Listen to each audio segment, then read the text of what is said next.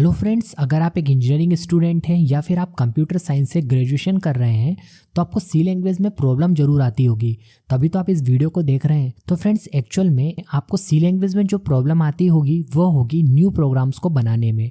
तो ऐसा इसलिए होता है क्योंकि आपके जो सी प्रोग्रामिंग के बेसिक कंसेप्ट हैं वो क्लियर नहीं हो पाते। तो डोंट वरी, इस वीडियो को आप पूरा देखिए क्योंकि इस वीडियो में मैं आपको प्रोग्राम्स के जरिए सी प्रोग्रामिंग के बेसिक कंसेप्ट सिखाऊंगा, जिससे आप किसी भी प्रोग्राम को बनाने के लिए तैयार हो जाएंगे। तो चलिए शुरू करते हैं। मैं हूं अभिषेक और आप देख रहे हैं माइक्रो सॉल्यूशन। अब देखिए फ्रेंड्स, इस वीडियो के अंदर मैं आपको थ्योरी नहीं बताऊंगा क्योंकि थ्योरी तो आप इंटरनेट से यानी गूगल के माध्यम से भी जान सकते हैं, जैसे कि सी लैंग्वेज को कब और किसने बनाया था, या सी लैंग्वेज के बारे में अगर आपको हिस्ट्री जानना है तो आप गूगल के माध्यम से सर्च कर सकते हैं। लेकिन इस वीडियो को बनाने का जो मेरा पर्पस है वो है आपको प्रोग्राम्स बनाना सिखाना, क्योंकि जो आपके बेसिक कंसेप्ट क्लियर नहीं है वो एक बार अगर क्लियर हो गए तो फिर आप कोई सा भी प्रोग्राम सी लैंग्वेज के अंदर बना लेंगे। तो यहाँ पर अगर आप सी लैंग्वेज के अंदर प्रोग्रामिंग करना स्टार्ट करना चाहते हैं तो सबसे पहले आपको एक बेसिक स्ट्रक्चर पता होना चाहिए, और इस बेसिक स्ट्रक्चर को मैं आपको एक प्रोग्राम के माध्यम से बताऊँगा।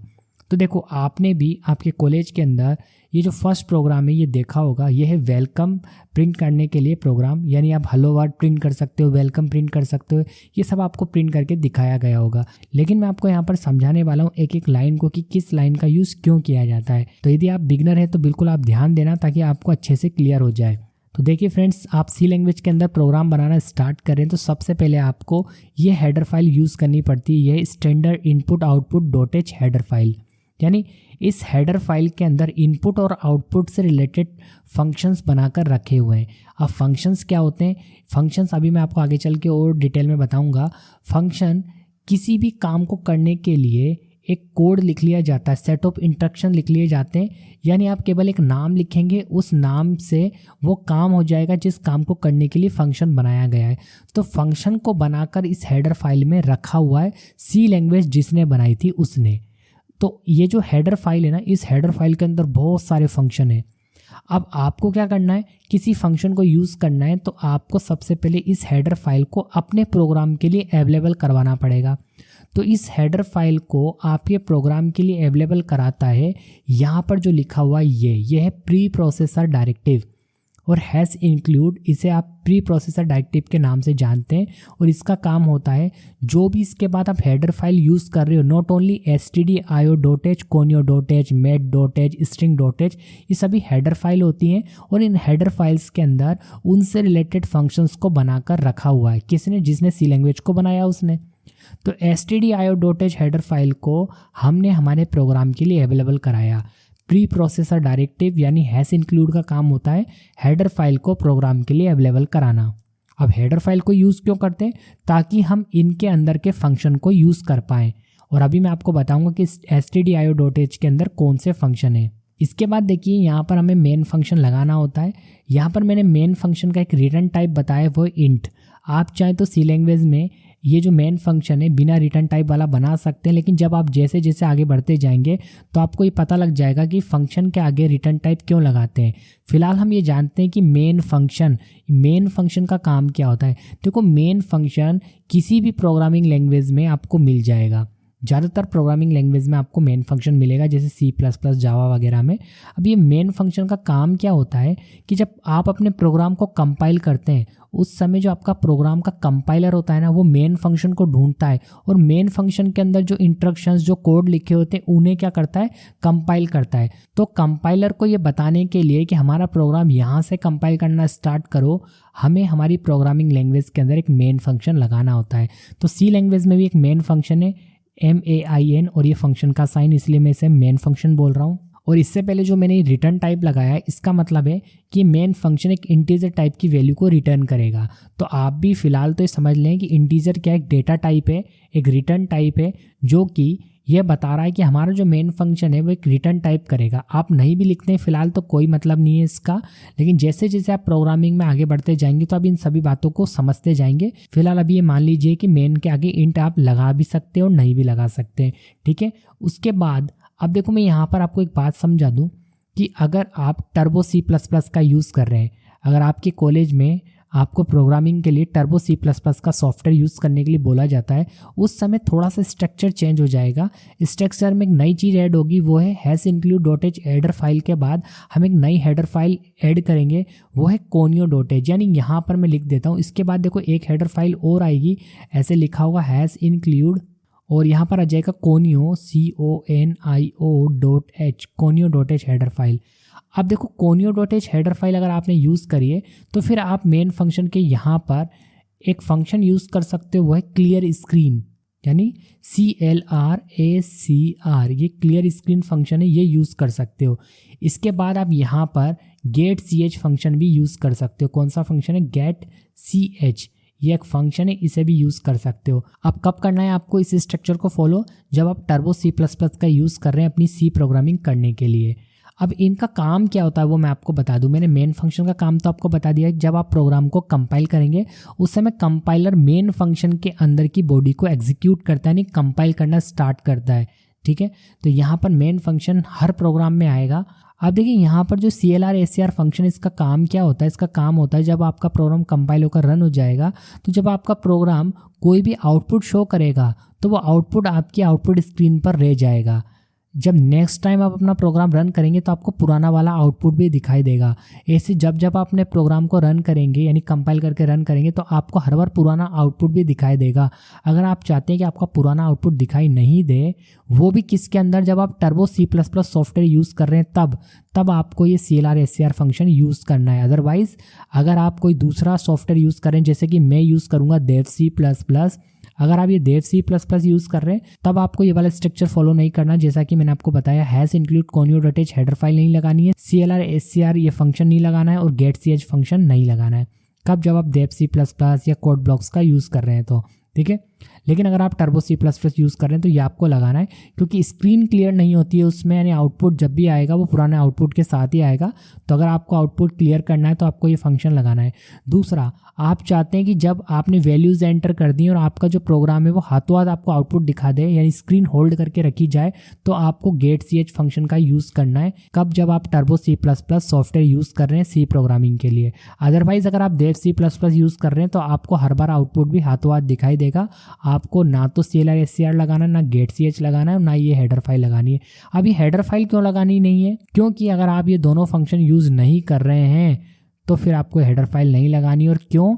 क्योंकि इन दोनों फंक्शन की डेफिनेशन किसके अंदर लिखी हुई? इस हेडर फाइल में। यानी ये दोनों फंक्शन किसके अंदर है? इस हेडर फाइल में।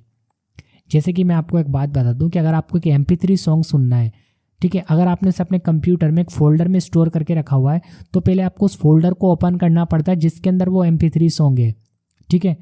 उसी तरीके से अगर आपको इन दोनों फंक्शन को यूज़ में लेना है तो पहले आपको conio dot H header file लगानी पड़ेगी, क्योंकि इस हेडर फाइल के अंदर ये दोनों फंक्शन है, ठीक है। इसलिए conio dot H header file लगाई जाती है। अब आपको मैं फिर से याद दिला दूं कि कब लिखना है इनको, इन सबको कब यूज़ करना है? जब आप Turbo C plus plus software use कर रहे हैं। अदरवाइज़ आपको इन्हें यूज़ में नहीं लेना है। जब आप Dev C plus plus software या कोड ब्लॉक्स का यूज़ कर रहे हो तो, या फिर कोई अदर आईडी यूज़ कर रहे हैं तब भी इनका यूज़ नहीं करना है। तो यहाँ पर आपको CLRACR फंक्शन का यूज़ समझ में आ गया। उसके बाद देखो यहाँ पर लिखा हुआ है प्रिंटफ। प्रिंटफ एक फंक्शन है जो कि एक आर्ग्यूमेंट लेता है। प्रिंटफ एक फंक्शन है, फिर से बोलना चाहूँगा कि प्रिंटफ एक फंक्शन है। अब देखिए फंक्शन क्या होता है, हर प्रोग्रामिंग लैंग्वेज के द्वारा आपको दिए जाते हैं। फंक्शन एक तरह का छोटा प्रोग्राम होता है जिसके अंदर पहले से लिखा होता है कि करना क्या है, आपको तो सिर्फ फंक्शन को यूज़ करना होता है। तो यहाँ पर प्रिंटफ भी एक फंक्शन है जिसे सी लैंग्वेज के द्वारा हमें दिया गया है। हमें तो बस इस प्रिंटफ के अंदर डबल इन्वर्टेड कोमा के अंदर वो लाइन लिख देनी है, वो स्ट्रिंग लिख देनी है जो हमें आउटपुट पे शो करनी है या हमें रन टाइम पर दिखाना है। यानी जब ये प्रोग्राम रन हो जाएगा कंपाइल होकर तो हमें आउटपुट स्क्रीन पर वो दिखाई देगा जो प्रिंटफ में लिखा हुआ है। यानी you are learning C programming ये लिखा हुआ आ जाएगा जब प्रोग्राम कंपाइल होकर रन हो जाएगा। तो प्रिंटफ फंक्शन का काम समझ में आया आपको। जब प्रोग्राम कंपाइल होकर रन होगा तो इसके अंदर जो लिखा है ना वो आपको as it is output screen पे दिखाई देगा। तो अगर मैं आपको स्ट्रक्चर की बात करूं तो हर प्रोग्राम में इतना तो आएगा ही। कहाँ तक? ये hash include stdio.h main function, उसके बाद करली ब्रैकेट। ये क्या है? करली ब्रैकेट जो कि ये बताता है कि प्रोग्राम की बॉडी यहाँ से स्टार्ट है और करली ब्रैकेट क्लोज। अब कर्ली ब्रैकेट स्टार्ट होने से लेकर क्लोज होने के बीच में आप काफ़ी सारी प्रोग्रामिंग करेंगे, काफ़ी सारा कोड लिखेंगे और वो डिपेंड करेगा कि आप प्रोग्राम किस काम को करने के लिए बना रहे हैं। अभी ये एक बेसिक प्रोग्राम था, यहाँ पर आपने हेलो वर्ल्ड को प्रिंट करके देखा होगा अपने कॉलेज में। आप यहाँ पर कोई भी स्ट्रिंग, कोई भी यहाँ पर मैसेज को प्रिंट कर सकते हैं। डबल इन्वर्टेड कोमा में जो भी आप लिख देंगे वो आउटपुट स्क्रीन पर एज इट इज दिखाई देगा। ओके तो चलो इस प्रोग्राम को मैं आपको कंपाइल एंड रन करके दिखाता हूँ। और इसके लिए मैं क्या करता हूँ, देव C++ सॉफ्टवेयर का यूज़ करूँगा। अगर आप देव C++ यूज़ नहीं करते हैं तो मैं आपको रिकमेंड करूँगा कि आप इसी का यूज़ करें। काफ़ी अच्छा सॉफ्टवेयर है ये, C++ की प्रोग्रामिंग के लिए भी हेल्पफुल है और C लैंग्वेज की प्रोग्रामिंग भी आप इसके अंदर कर सकते हैं। तो मैं सीधे चलता हूँ और अपने देव C++ सॉफ्टवेयर को ओपन कर लेता हूँ। तो देखिए फ्रेंड्स, यहाँ पर मैंने देव C++ सॉफ्टवेयर को ओपन कर लिया और यहाँ पर मैं एक नई फाइल बनाऊंगा। उसके लिए मैं फाइल में जा रहा हूँ और फाइल में जाने के बाद मैं न्यू में जाऊँगा और यहाँ पर मैं न्यू सोर्स फाइल पर क्लिक करूँगा। तो यहाँ पर देखो एक फ़ाइल बन गई है और इसके अंदर मैं क्या करूँगा, प्रोग्राम को टाइप करूँगा। तो यहाँ पर देखो सबसे पहले मैं लिखूँगा हैश इंक्लूड INCLUDE और stdio.h। ओके, उसके बाद अगर मैं टर्बो C++ यूज़ कर रहा होता तो यहाँ पर मैं conio.h हेडर फाइल का भी यूज़ करूँगा, लेकिन मैं जैसा कि देव C++ यूज़ कर रहा हूँ तो मुझे उस हेडर फाइल को यूज़ करने की ज़रूरत नहीं है। यहाँ पर सीधे मैं इंट मेन फंक्शन में यूज़ कर लेता हूँ और यहाँ पर मैं कर्ली ब्रैकेट लगा देता हूँ। तो ये हो गया हमारा स्ट्रक्चर। अब इस स्ट्रक्चर को आपको हर बार फॉलो करना है जब भी आप C लैंग्वेज के अंदर कोई भी प्रोग्राम बना रहे हैं तो ओके। अब यहाँ पर सबसे पहले हम क्या करते हैं, प्रिंट करके देखते हैं कोई भी एक लाइन। तो यहाँ पर मैं प्रिंट फंक्शन का यूज़ करूँगा। अब देखो प्रिंट जो फंक्शन है ना, ये मैंने नहीं बनाया, ये पहले से बना हुआ C लैंग्वेज का एक फंक्शन है और इस फंक्शन को स्टोर किया गया है stdio.h के अंदर। यहाँ पर स्पेलिंग सही कर देता हूँ, stdio.h standard input output header file. इस हेडर फाइल के अंदर कौन सा फंक्शन है, printf फंक्शन। अगर मैं printf फंक्शन यूज़ कर रहा हूँ तो मुझे इस हेडर फाइल को अपने प्रोग्राम में अवेलेबल करना पड़ेगा, यानी यूज़ करना पड़ेगा, देन मैं printf फंक्शन को यूज़ कर पाऊँगा। और केवल printf ही नहीं, अभी मैं आपको आगे चल के scanf फंक्शन भी यूज़ करके दिखाऊंगा, तो वो फंक्शन भी stdio.h हेडर फाइल के अंदर ही है। ओके, और हेडर फाइल क्या होती है, हेडर फाइल मीन्स जिसके अंदर फंक्शन की डेफिनेशन लिखी हुई होती है वो हेडर फाइल होती है, यानी फंक्शंस को बनाकर इन हेडर फाइल्स के अंदर ही स्टोर करके रखा जाता है। अब देखिए फ्रेंड्स, यहाँ पर मैं सबसे पहले आपको printf फंक्शन का यूज़ करके दिखाता हूँ। तो मैं लिखूँगा printf और printf फंक्शन, ये फंक्शन का साइन हो गया। अब डबल इन्वर्टेड कोमा के अंदर जो भी आपको लिखना है वो आप टाइप कर दें। तो यहाँ पर मैं लिखूँगा welcome to C programming. Okay, तो मैंने देखो यहाँ पर welcome to C programming type कर दिया और यहाँ पर मैं लास्ट में सेमीकोलन लगा दूंगा। अब देखिए सेमीकोलन का काम क्या होता है, सेमीकोलन का काम होता है कि आपने जो यहाँ पर ये फंक्शन यूज़ करा है इसका काम यहीं ख़त्म हो जाए। अगर आप किसी भी फंक्शन का, किसी भी स्टेटमेंट का काम ख़त्म करना चाहते हैं तो उसे सेमीकोलन से टर्मिनेट करना पड़ता है। हमने बता दिया कि printf फंक्शन का आगे कोई काम नहीं है, इसके बाद जो नया स्टेटमेंट आना है वो हम इसके नीचे लिखेंगे। तो फिलहाल अभी हम इतना प्रोग्राम कंपाइल करके रन करते हैं। अब कंपाइलर क्या करेगा, इस प्रोग्राम को मशीन की लैंग्वेज में बदलेगा और अगर सक्सेसफुली बदल जाता है, कोई एरर नहीं आती, हमने सिंटैक्स से रिलेटेड अगर कोई गलती नहीं करी है तो कोई एरर नहीं आएगी। अगर कोई एरर नहीं आएगी तो जो हमारा ये प्रोग्राम है मशीन की लैंग्वेज में बदल जाएगा, यानी कंपाइल हो जाएगा और हमारे सामने क्या होगा, आउटपुट आ जाएगा। तो सीधे हम क्या करेंगे, एग्जीक्यूट में जाएंगे और यहाँ पर सबसे पहले हम कंपाइल करेंगे। हम चाहें तो कंपाइल एंड रन भी कर सकते हैं, होगा वही, पहले कंपाइल होगा फिर रन होगा। तो चलो यही कर लेते हैं। तो सबसे पहले तो कंपाइल होगा। तो कंपाइल करने से पहले काम और करना होगा कि इस फाइल को हमें सेव करना पड़ेगा। तो मैं यहाँ पर लिख देता हूँ, इसे सेव कर देता हूँ, वेलकम प्रोग्राम के नाम से मैं इसे सेव कर देता हूँ और यस कर रहा हूँ क्योंकि ऑलरेडी मैंने फाइल को बना रखा था। तो यहाँ पर देखो कंपाइल हो गया और कंपाइल होने के बाद रन भी हो गया क्योंकि हमने कंपाइल एंड रन सेलेक्ट करा था। तो आपको आउटपुट स्क्रीन पर वेलकम टू C प्रोग्रामिंग ये दिखाई दे गया। तो ये क्यों हुआ है, क्योंकि हमने यहाँ पर printf फंक्शन का यूज़ करा था और printf फंक्शन के अंदर आप जो लिखते हो वो आपको आउटपुट की स्क्रीन पर एज इट इज दिखाई देता है। यही printf फंक्शन का काम है। और यहाँ पर हमने ये भी देखा कि बेसिक स्ट्रक्चर क्या है जो हमें हर बार C प्रोग्रामिंग करते वक्त यूज़ में लेना है, वो है hash include stdio.h header file use करनी है। इसके अलावा भी वैसे हेडर फाइल आएगी जैसे जैसे आप आगे बढ़ते चलेंगे, बट फिलहाल ये तो यूज़ करनी ही पड़ेगी। उसके बाद आपको एक मेन फंक्शन लगाना होगा और मेन फंक्शन का टाइप आप चाहें तो इंटीजर रख सकते हैं, अदरवाइज आप इसका कोई भी रिटर्न टाइप नहीं बताएंगे तो भी चलेगा। ठीक है। जैसा कि आपने भी देखा होगा, यहाँ पर सिंपल आप मेन यूज़ कर सकते हैं। उसके बाद आप कर्ली ब्रैकेट स्टार्ट करेंगे और उसके बाद कर्ली ब्रैकेट को क्लोज करेंगे। ये तो हुआ स्ट्रक्चर, और बीच में आप काफ़ी सारे स्टेटमेंट लिखेंगे। जैसे जैसे आप आगे बढ़ते चलेंगे, जब आपको नॉलेज हो जाएगी तो आपने भी देखा होगा कि काफ़ी सारे स्टेटमेंट बीच में यूज़ होते हैं, ठीक है। तो ये था हमारा फर्स्ट प्रोग्राम। अब सीधे हम सेकंड प्रोग्राम की ओर बढ़ते हैं ताकि आपको और भी चीज़ों के बारे में पता लग पाए। देखो मैंने यहाँ पर प्रिंट कर रखा है you are learning C programming, और मैंने वहाँ पर welcome to C programming print कर रखा है। तो आप जो चाहे वो प्रिंट कर सकते हैं। अब देखिए फ्रेंड्स, इसके बाद जो यहाँ पर नेक्स्ट प्रोग्राम है वो है प्रोग्राम टू ऐड 2 इंटीजर्स। यानी आप जब कीबोर्ड से 2 इंटीजर्स रन टाइम पर इनपुट करेंगे तो आपका प्रोग्राम उन इंटीजर्स का एडिशन करके दिखा देगा, यानी सम करके दिखा देगा। अब यहाँ पर आपको और भी चीज़ें समझनी पड़ेगी, क्योंकि अब बात हो गई है वैल्यू को स्टोर कराने की। तो वैल्यू को स्टोर कराने के लिए आपको कुछ कंसेप्ट के बारे में जानना जरूरी है, जैसे कि वेरिएबल, डेटा टाइप के बारे में। तो सबसे पहले मैं आपको बताना चाहूँगा कि वेरिएबल क्या होते हैं। तो यहाँ पर आपको ये तो क्लियर हो गया कि ये तो स्ट्रक्चर हम फॉलो करते हुए आ रहे हैं। जैसा कि मैंने अभी आपको फर्स्ट प्रोग्राम में बताया कि हर बार आपको एक हेडर फाइल इंक्लूड करनी है, वो है stdio.h हेडर फाइल। देन आपको एक मेन फंक्शन लगाना होता है, उसके बाद कर्ली ब्रैकेट स्टार्ट करना है, और यहाँ पर इस लाइन में हमने वेरिएबल को क्रिएट करा हुआ है। तो देखो सबसे पहले आप जान लो कि व्हाट इज़ वेरिएबल। तो यहाँ पर देखो वेरिएबल क्या होता है। वेरिएबल कंप्यूटर मेमोरी का एक टेम्परेरी हिस्सा होता है, और इस हिस्से के अंदर आप क्या करते हैं, वैल्यू को स्टोर करके रखते हैं। फिर से रिपीट करना चाहूँगा कि कंप्यूटर मेमोरी का एक छोटा सा हिस्सा होता है वेरिएबल, जिसके अंदर आप डेटा को स्टोर करते हैं, और ये टेम्परेरी होता है। आप वेरिएबल क्यों बनाते हैं, क्योंकि जब आप अपने प्रोग्राम में कोई काम करेंगे, कोई वैल्यू को स्टोर करेंगे, तो वैल्यू कहीं ना कहीं स्टोर तो होनी चाहिए ना कैलकुलेशन करने के लिए। तो स्टोर कराने के लिए यहाँ पर आप एक वेरिएबल बनाते हैं। अब आप ऐसे समझ लीजिए कि अगर आपको मिल्क लेना है तो किसी ना किसी बर्तन को तो आपको लेना पड़ेगा ना, तब जाके आप उसके अंदर मिल्क को स्टोर कर पाएंगे, अदरवाइज आप मिल्क कैसे स्टोर करेंगे, ठीक है।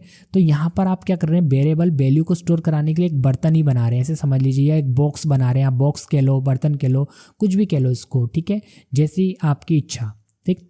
तो वेरिएबल एक तरह का एक एरिया हो गया कि स्टोरेज एरिया हो गया, जो कि टेम्परेरी है, जिसके अंदर आप कोई भी डेटा स्टोर कर सकते हैं। जैसा कि मैं आपको बोल रहा हूँ कि आपने कोई भी बर्तन लिया, उसके अंदर आप चाहे तो पानी भी रख सकते हैं, आप चाहे तो मिल्क भी रख सकते हैं, आप चाहे तो ऑयल भी रख सकते हैं। ऐसे एक वेरिएबल हो गया, उसमें आप किसी भी टाइप की वैल्यू को स्टोर कर सकते हैं।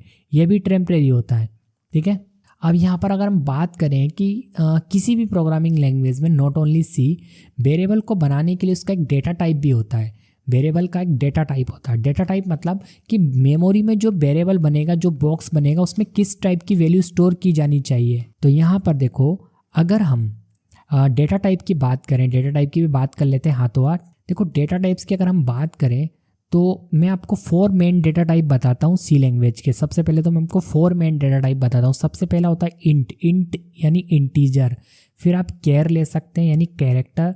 इसके बाद अगर हम बात करें तो आप ले सकते हैं फ्लोट, और आप एक ले सकते हैं डबल, ठीक है। ये 4 डेटा टाइप सबसे इंपॉर्टेंट है सी लैंग्वेज में। वैसे इसके अलावा और भी डेटा टाइप होते हैं, बट इन 4 डेटा टाइप की हेल्प से आप बहुत सारे काम को कर सकते हैं। अब देखो कब आप इंटीजर टाइप का वेरिएबल बनाते हैं। अब अगर आप कोई भी ऐसा प्रोग्राम बना रहे हैं जिसके अंदर आपको इंटीजर वैल्यूज़ को स्टोर करना हो वेरिएबल के अंदर। वेरिएबल तो मैंने आपको बता दिया ना, एक बॉक्स हो गया जो कि वैल्यू को स्टोर करेगा। अब इस बॉक्स का आपको क्या करना है, एक टाइप बताना है कि इस बॉक्स में किस टाइप की वैल्यू स्टोर होगी। तो वो टाइप बताने के लिए आपको यहाँ पर 4 टाइप दिए गए हैं कि इस बॉक्स में किस टाइप की वैल्यू स्टोर हो। अब अगर आपको लगता है कि आपके प्रोग्राम में नंबर से रिलेटेड काम होने वाला है, वो भी इंटीजर नंबर से रिलेटेड, तो आपके वेरिएबल का जो टाइप होगा ना, वो होगा इंट। क्या होगा, इंट होगा, जब आप नंबर से रिलेटेड काम कर रहे हैं। जैसे मान लो अगर आपने इंट में यानी इंटीजर टाइप के 2 वेरिएबल बना लिए, a, b, तो मेमोरी में 2 ब्लॉक बन जाएंगे। अब ये बॉक्स नहीं रहेगा इसका नाम हो जाएगा, देखो यहाँ पर मैं लिख देता हूँ a और b। ये a हो जाएगा, b हो जाएगा, और उसको एक टाइप मिल जाएगा, वो का इंटीजर। यानी इस बॉक्स के अंदर, इस वेरिएबल के अंदर केवल इंटीजर टाइप की वैल्यू ही स्टोर की जा सकती है। कब, जब आप डेटा टाइप क्या बता दोगे, इंट बता दोगे कि इंटीजर टाइप के ही वेरिएबल हमें बनाने हैं। समझ में आ गई आपको बात। अब वेरिएबल बनाने का जो सिंटेक्स होता है ना, वो क्या होता है, सबसे पहले तो आपको बताना पड़ता है डेटा टाइप। उसके बाद आप वेरिएबल का नाम कुछ भी रख सकते हो, लेकिन वेरिएबल को बनाने के भी कुछ रूल हैं। डेटा टाइप तो आप इन चारों में से कोई सा भी बता सकते हो। पहले मैं एक काम करता हूँ, आपको पहले चारों डेटा टाइप के बारे में बता देता हूँ, फिर मैं आपको वेरिएबल बनाने के रूल बताऊंगा। अब देखो, अगर आपको प्रोग्राम में कुछ ऐसा करना है कि आपको वेरिएबल के अंदर कोई कैरेक्टर स्टोर करना है, मतलब देखो कि अगर आप ए के अंदर, ए आपने एक वेरिएबल बनाया, इसके अंदर आप बी स्टोर करना चाहते हो, तो फिर आपको डेटा टाइप लगाना पड़ेगा केर CHAR, और फिर आपको वेरिएबल का नाम ए ऐसे बताना पड़ेगा। अब इस ए वेरिएबल के अंदर आप बी स्टोर कर सकते हो, सी स्टोर कर सकते हो, कोई भी कैरेक्टर स्टोर कर सकते हो। अब देखिए अगर आपने एक इंटीजर वेरिएबल बना रखा है तो उसके अंदर आप कोई भी कैरेक्टर स्टोर नहीं कर सकते, जैसे आप ए के अंदर सी स्टोर नहीं कर सकते, तो फिर आपको क्या करना पड़ेगा, एक कैरेक्टर वेरिएबल बनाना पड़ेगा। तो समझ में आया आपको कि कैरेक्टर टाइप का वेरिएबल यानी कैर टाइप का वेरिएबल कब बनाया जाता है। अब है फ्लोट टाइप का वेरिएबल। अब फ्लोट टाइप का वेरिएबल तब बनाया जाता है जब आपको किसी वेरिएबल के अंदर डेसिमल वैल्यू स्टोर करना हो। जैसे अगर आप चाहते हैं कि एक ए वेरिएबल है, इस ए वेरिएबल के अंदर स्टोर हो जाए 2.5, और अगर आपने जो ए वेरिएबल बना रखा है वो इंटीजर टाइप का बना रखा है, तो फिर ये 0.5 स्टोर नहीं होगा। क्यों? क्योंकि एक इंटीजर वेरिएबल केवल इंट टाइप की वैल्यू को ही स्टोर कर सकता है। तो फिर अगर आपको ऐसा काम करना हो कि कोई भी डेसिमल वैल्यू, कोई भी पॉइंट वाली वैल्यू स्टोर करना है, तो फिर आपको फ्लोट टाइप का वेरिएबल बनाना पड़ेगा। सिंटेक्स क्या हो गया, डेटा टाइप, डेटा टाइप क्या आ गया हमारा फ्लोट, और कोई भी वेरिएबल का नाम अगर आपने ए रख लिया, तो अब इस ए वेरिएबल के अंदर आप कोई भी डेसिमल वैल्यू स्टोर कर सकते हो, अब कोई प्रॉब्लम नहीं है। ठीक है। अब डबल टाइप का वेरिएबल कब बनाते हैं, जब आपको बड़ी कैलकुलेशन करनी हो, क्योंकि इन सभी डेटा टाइप की क्या होती है, एक साइज़ होती है। जैसे इंटीजर टाइप का जो वेरिएबल होता है वो 2 बाइट का होता है, कैरेक्टर टाइप का होता है जो 1 बाइट का होता है, फ्लोट टाइप का होता है हमारा 4 बाइट का, और ये डबल ही 8 बाइट का होता है। ओके, तो अगर आप बड़ी कैलकुलेशन कर रहे हैं तो फिर आप डबल टाइप का वेरिएबल बना सकते हो, और डबल टाइप का वेरिएबल डेसिमल टाइप की वैल्यू को भी स्टोर कर सकता है। बस आपको इतनी सी बात का ध्यान रखना है कि बड़ी कैलकुलेशन के लिए आप डबल टाइप का वेरिएबल बना सकते हैं। तो ये तो थे हमारे डेटा टाइप और वेरिएबल के बारे में मैंने आपको बता दिया। लेकिन देखिए वेरिएबल को बनाने के भी रूल होते हैं कि वेरिएबल का नाम, जैसे आपने सिंटेक्स तो यहाँ पर जान ही लिया कि वेरिएबल बनाना तो सबसे पहले डेटा टाइप आ जाएगा, और उसके बाद आपको वेरिएबल का कोई भी नाम रखना है, वेरिएबल नेम, फिर सेमीकोलन आ जाएगा। अब देखो सिंटेक्स के अकॉर्डिंग अगर आप चलते हैं तो सबसे पहले data type, integer, character, float, इन चारों में से आप कोई भी यूज़ कर सकते हैं, रिक्वायरमेंट के अकॉर्डिंग होएगा ये। इसके बाद वेरिएबल का नाम आप कुछ भी रख सकते हैं, बट कुछ भी का मतलब ये नहीं आपने 1 नंबर का एक वेरिएबल बना लिया तो नंबर नॉट सपोर्टेड, नंबर्स के नाम का आप वेरिएबल नहीं बना सकते। ठीक है, आप A1 बना सकते हैं, लेकिन आपका जो वेरिएबल का नाम है वो पहले अल्फ़ाबेट से स्टार्ट होना जरूरी है। आप A2 बना सकते हैं, A3 बना सकते हैं, कोई प्रॉब्लम नहीं है। ठीक है, आप चाहें तो बड़ा नाम भी रख सकते हैं, जैसे आपने यहाँ पर कुछ भी बना लिया, जैसे सैलरी बना लिया, एज बना लिया, इस नाम के वेरिएबल भी बना सकते हैं। अब आपका जो वेरिएबल का नाम है वो यहाँ पर सी लैंग्वेज में 32 कीवर्ड होते हैं, उनके नाम का नहीं बना सकते आप वेरिएबल नेम। जैसे आपने इंटीजर में और डबल नाम का एक वेरिएबल बनाना चाहा, DOUBLE, तो ये नहीं बनेगा क्योंकि डबल एक कीवर्ड है, ये नहीं बनेगा। डबल के अलावा आप कोई भी नाम रखो चलेगा, लेकिन 32 सी लैंग्वेज के कीवर्ड होते हैं। आप गूगल पर सर्च कर लेना अगर आपको नहीं मालूम। अगर आपके पास नोट्स हैं, थ्योरी आपने पढ़ी हुई, तो आपको मालूम होगा कि 32 कीवर्ड होते हैं और उनके नाम का वेरिएबल नहीं बनाया जा सकता। तो बस आपको एक सिंपल सा फंडा याद रखना है कि अल्फ़ाबेट से स्टार्ट होना चाहिए, तो उसके बाद आप नंबर भी यूज़ कर सकते हो और अल्फ़ाबेट से मिलाकर आप कोई भी वेरिएबल बना सकते हो। बट ये जो 32 कीवर्ड मैं आपको बता रहा हूँ उनके नाम के वेरिएबल नहीं बनेंगे। ठीक है, बाकी तो आप किसी भी नाम से बनाइए चल जाएगा। तो ये होता है वेरिएबल और डेटा टाइप। अब मैं यहाँ पर आपको जो समझाने वाला हूँ वो है 2 नंबर एडिशन का प्रोग्राम, इसलिए मैंने आपको पहले डेटा टाइप और वेरिएबल के बारे में बताया। तो मैं इन सबको यहाँ पर पहले रफ कर देता हूँ, फिर आपको आगे कंटिन्यू करके बताता हूँ। ओके, तो देखिए यहाँ पर जो 2 नंबर एडिशन का प्रोग्राम है, कोई भी आप इंटीजर में 2 नंबर एंटर करेंगे तो उसका एडिशन करके प्रोग्राम आपको बता देगा। तो यहाँ तक तो हमने समझ लिया था, और यहाँ पर मैंने आपको बोला था कि ये लाइन जो है वेरिएबल बनाने के लिए लिखी गई है। तो जैसा कि मैंने आपको बताया था कि वेरिएबल कब बनाए जाते हैं, जब आप प्रोग्राम में कोई भी वैल्यू से रिलेटेड काम कर रहे हैं तो आपको वैल्यू को स्टोर करना पड़ेगा। तो वैल्यू को स्टोर करने के लिए सबसे पहले आपको वेरिएबल बनाना पड़ता है। तो इस लाइन में हमने क्या करा है, वेरिएबल को क्रिएट करा है। तो वेरिएबल को क्रिएट करने का सिंटेक्स डेटा टाइप। तो डेटा टाइप यहाँ पर हमने इंट क्यों लिया, जैसा कि अभी मैंने आपको समझाया कि ये प्रोग्राम किसके लिए, कि आप कोई भी इंटीजर नंबर एंटर करेंगे तो उसका ये टोटल करके आपको बता देगा। तो इंटीजर नंबर नाम से पता लग रहा है कि इंटीजर, तो इसलिए हमने यहाँ पर इंट टाइप का वेरिएबल बना लिया। अब वेरिएबल का नाम हम कुछ भी रख सकते थे, तो मैंने यहाँ पर नंबर 1 और नंबर 2 ले लिया और एक सम नाम का वेरिएबल बना लिया। तो इस लाइन को लिखने से एक्चुअल में मेमोरी में क्या होगा, 3 वेरिएबल बनेंगे, और ये हमें दिखाई तो नहीं देंगे क्योंकि मेमोरी का अंदर जो स्पेस बनता है वो हमें दिखाई थोड़ी देता है।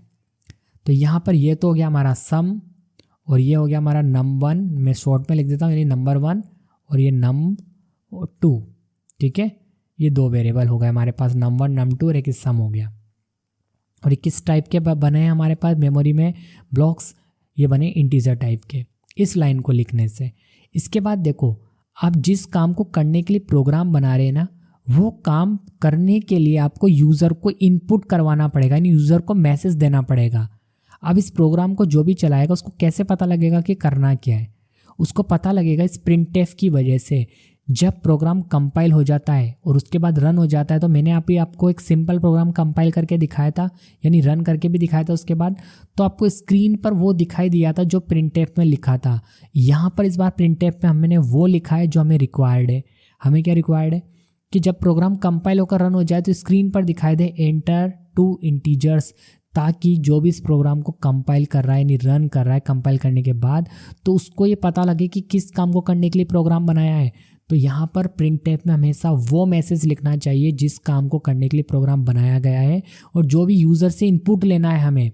जब तक यूज़र से इनपुट नहीं लेंगे तो हमें कैसे पता लगेगा, इस प्रोग्राम को कैसे पता लगेगा कि क्या करना है? ठीक है, तो यूज़र से इनपुट लेने के लिए हमने यहाँ पर लिख दिया प्रिंटफ के अंदर एंटर 2 इंटीजर्स। जब कंपाइल होकर रन होगा प्रोग्राम तो ये दिखाई देगा हमें स्क्रीन पर। तो हम क्या करेंगे, कोई भी 2 नंबर को एंटर करेंगे। सपोज हमने जो पहला नंबर इनपुट किया वो है 2 और दूसरा नंबर जो हमने इनपुट करा है वो 3। लेकिन जब हम पहली बार पहला नंबर इनपुट करेंगे ना 2, उस समय ये 2 जो है हमें वेरिएबल में भेजना पड़ेगा। हमने जो यहाँ पर वेरिएबल बनाया num1, इसमें भेजना पड़ेगा।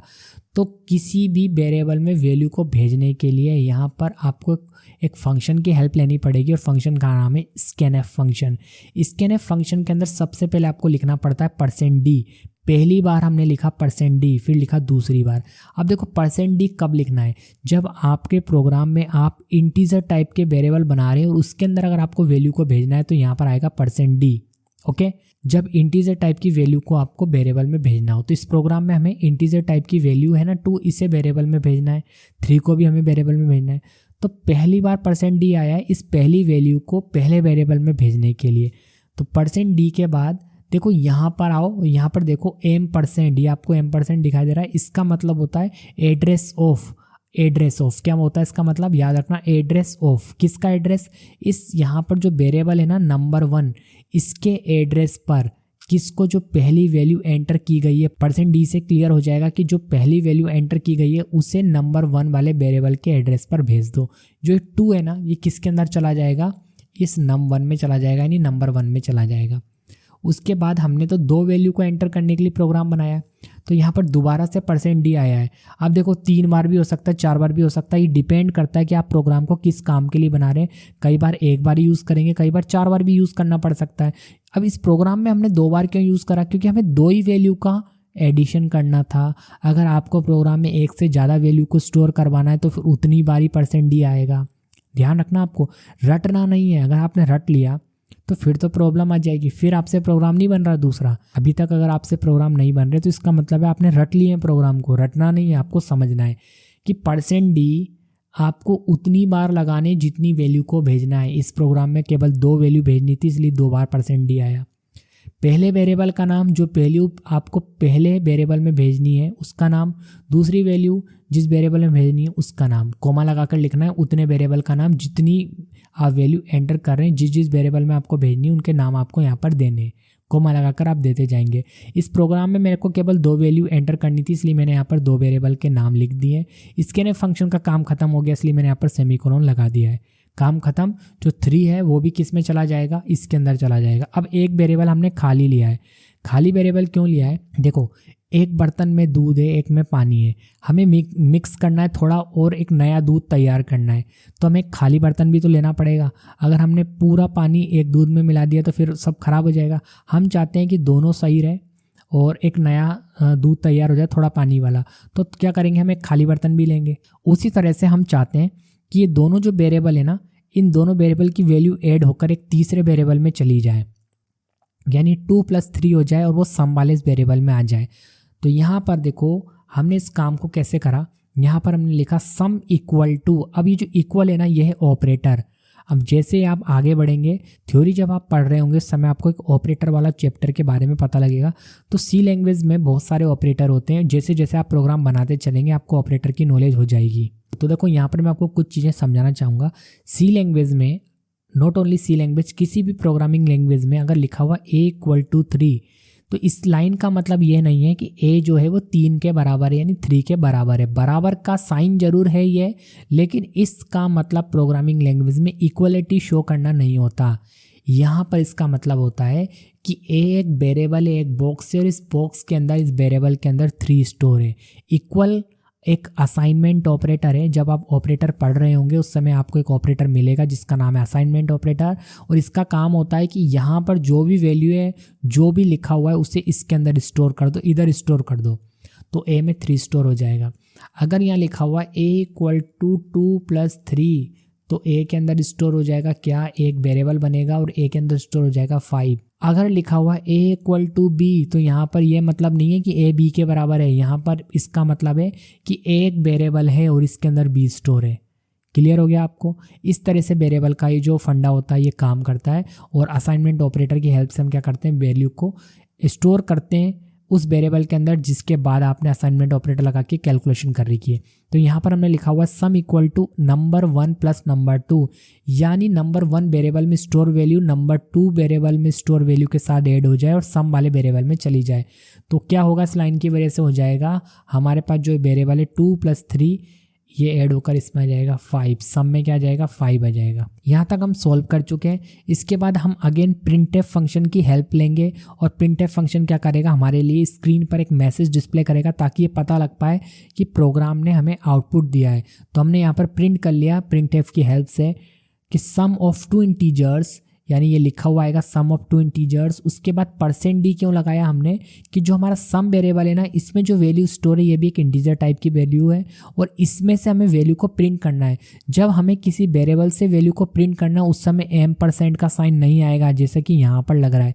जब वेरिएबल से वैल्यू को प्रिंट करना है तो %, का साइन नहीं आएगा, लेकिन जब वेरिएबल में वैल्यू को स्टोर करना है, अभी हमें स्टोर करना था यहाँ पर, तब स्टोर करना होगा जब ये वाला %, का साइन जरूर आएगा, लेकिन जब केवल वैल्यू को प्रिंट करना होगा तो %, का साइन नहीं आएगा। आपको इस बात का विशेष ध्यान रखना है, ठीक है। अगर आपने यहाँ %, का साइन लगा दिया तो कोई आपको वैल्यू अदर दिखाई देगी, वो उस वेरिएबल का एड्रेस होगा, ठीक है। तो यहाँ पर हमने सम को प्रिंट कर लिया, यानी सम वेरिएबल का यूज़ करा, तो आउटपुट क्या आएगा, ऐसे लिखा हुआ आएगा सम ऑफ 2 इंटीजर्स, और इस भी चाहो तो आप लगा सकते हो, उसके बाद लिखा हुआ जाएगा 5, ठीक है, आउटपुट आ जाएगा। और रिटर्न 0 हम कब लगाते हैं, जब हमारा प्रोग्राम कोई भी वैल्यू को रिटर्न नहीं कर रहा, ठीक है। तो रिटर्न 0 हमने यहाँ पर लगा दिया। अभी फ़िलहाल आप इतना समझ लो रिटर्न 0 से क्या हो रहा है। जब आप फंक्शन वाला चैप्टर पढ़ेंगे तो आपको सब क्लियर हो जाएगा। तो चलो इस प्रोग्राम को मैं आपको सीधे कंपाइल रन करके दिखाता हूँ। तो यहाँ पर देखो जो देव C++ हमारा सॉफ्टवेयर, इसके अंदर मैंने इस प्रोग्राम को टाइप कर लिया है, समझा तो मैंने आपको ऑलरेडी दिया ही था। अब सीधे हम क्या करते हैं, पहले तो Ctrl+S से सेव कर लेते हैं, उसके बाद मैं एग्जीक्यूट में जाता हूँ, पहले कंपाइल कर लेता हूँ ताकि मुझे पता लग जाए कोई एरर तो नहीं है इसमें। तो मैंने इसे कंपाइल करा, कंपाइल करते हैं, यहाँ पर देखो नीचे आ गया है, कोई एरर नहीं है। अब मैं सीधे एग्जीक्यूट में जाता हूँ, कंपाइल एंड रन भी कर सकता हूँ, चाहूँ तो कंपाइल मैंने ऑलरेडी कर ही लिया है तो रन कर देता हूँ। तो रन करते देखो स्क्रीन पर वही लिखा आएगा जो printf में आपने शो करवाया था। तो यहाँ पर हमने बोला था एंटर 2 इंटीजर्स, तो पहला नंबर तो मैं यहाँ पर 2 एंटर कर देता हूँ, 2 मैंने यहाँ पर एंटर कर दिया। दूसरा नंबर मैं इस बार 3 नहीं 4 कर देता हूँ, कोई फर्क नहीं पड़ेगा।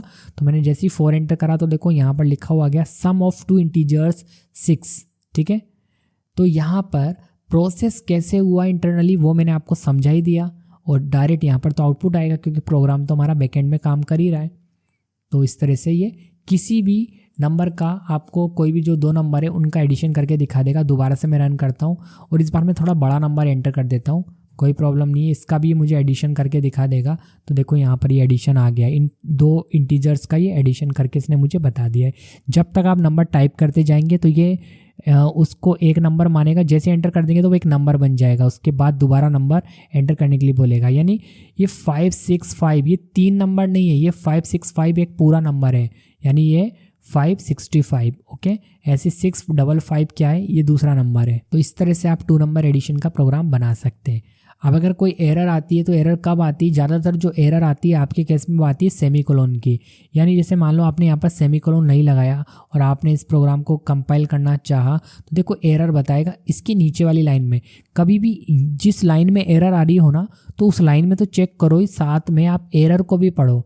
और एरर को अगर आप पढ़ोगे तो आपको बता दिया जाता है कि एरर में क्या हो रहा है। तो इस लाइन में एरर आ रही तो एक बार उससे ऊपर वाली लाइन को चेक कर लो, तो आपको यहाँ पर पता लगेगा कि आपने यहाँ पर सेमीकोलन नहीं लगाया। तो जब आप सेमीकोलन लगा देंगे तो फिर कोई एरर नहीं आएगी। एक सेमीकोलन की एरर आती है, एक ये %d के बीच में कई बार आप कोमा लगा देते हो तो यहाँ कोमा नहीं आता, इसका भी ध्यान रखना, इसकी एरर आ जाती है कई बार। इसके बाद आप यहाँ कोमा लगाना भूल जाते हो, यहाँ कोमा नहीं लगाते। कई बार इस कोमे को आप क्या करते हो, ये जो % लिखा है आपने ये इसी के अंदर लिख देते हैं। ज़्यादातर आप सेमीकोलन की एरर आई है आपकी। स्पेलिंग गलत लिख देंगे, जैसे आप प्रिंट लिख देंगे, प्रिंट एफ करना है, प्रिंट लिख दिया आपने। वेरिएबल को बनाने के बाद सेमीकोलन नहीं लगाया, वेरिएबल का नाम गलत ले लिया आपने, जैसे नंबर से स्टार्ट कर लिया। ये सब अगर आप गलत काम करते हैं तो ही एरर आती है, अदरवाइज एरर नहीं आती है। ठीक है, तो इन चीज़ों का आपको ध्यान रखना है। अब चलिए फ्रेंड्स, मैं आपको आगे लेके चलता हूँ और आपको कुछ नए प्रोग्राम्स को दिखाता हूँ ताकि आपके कंसेप्ट और क्लियर हो जाए। यहाँ पर जो नेक्स्ट प्रोग्राम हमने बनाया हुआ है वो है कि आप कीबोर्ड से कोई भी एक नंबर एंटर करेंगे, प्रोग्राम उस नंबर का आपको स्क्वायर निकाल के दिखा देगा। जो भी आपने नंबर एंटर करा है उस नंबर का स्क्वायर क्या होगा वो प्रोग्राम आपको कैलकुलेट करके दिखा देगा। ठीक है, तो इस काम को करने के लिए पहले आप लाइन को, जो मैं आपको बोल रहा हूँ उस बात को ध्यान से समझिए। कोई भी एक नंबर एंटर करना है, उस नंबर का प्रोग्राम स्क्वायर निकाल के दिखा दे। ठीक है, तो कोई भी एक नंबर, तो नंबर को स्टोर कराने के लिए आपको एक वेरिएबल बनाना पड़ेगा, साथ ही एक वेरिएबल और बनाना पड़ेगा जो कैलकुलेशन होने के बाद स्टोर कर पाए उस आउटपुट को।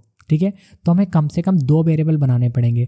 सबसे पहले तो आपको ये पता होना चाहिए कि आपके प्रोग्राम में आपको उस प्रोग्राम को कंप्लीट करने के लिए कितने वेरिएबल बनाने पड़ेंगे।